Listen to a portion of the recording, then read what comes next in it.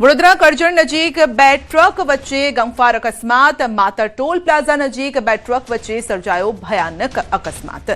રસ્તા પર ઉભેલી ટ્રક સાથે પાછળથી આવતી ચાલુ ટ્રક ધડાકાભેર અથડાઈ હતી. ટક્કર એટલી ગંભીર હતી કે ડ્રાઈવર ટ્રકની કેબિનમાં ફસાઈ ગયો હતો.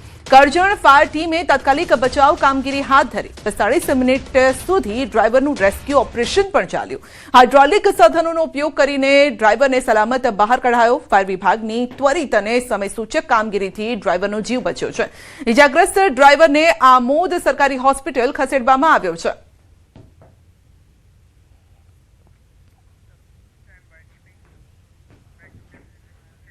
દાંતામાં કારમાં લાગી આગ. કારમાં અચાનક ભીષણ આગ લાગી. આગ લાગતા અફરાતફરીનો માહોલ સર્જાયો. ઘટના સ્થળે લોકોના ટોળે-ટોળા ઉમટી પડ્યા.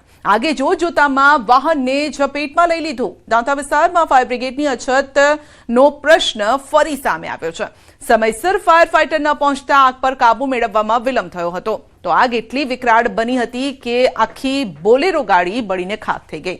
ઘટનાના પગલે આસપાસના લોકોમાં પણ ચકચાર મચી ગઈ. ફાયર બ્રિગેડની તાત્કાલિક સુવિધા ઉપલબ્ધ કરાવવાની સ્થાનિકોની માંગ છે.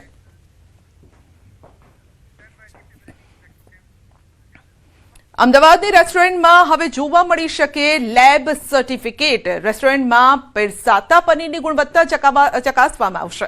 રેસ્ટોરન્ટ પોતે પનીરનું લેબ ટેસ્ટ કરાવશે. તો FSSAI સાથે રેસ્ટોરન્ટ માલિકોની બેઠક પણ યોજાશે.